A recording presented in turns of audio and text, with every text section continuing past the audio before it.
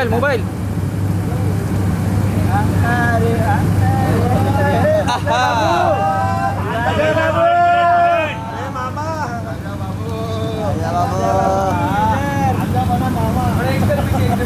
एक स्टेप पीछे।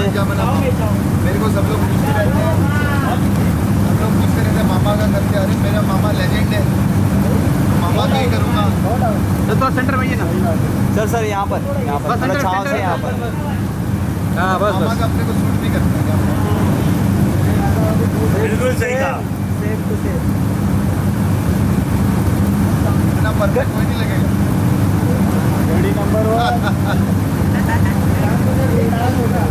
करिश्मा जी इधर देखिए। अरे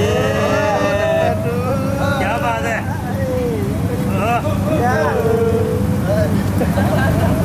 Raja Babu part 2। Thank you.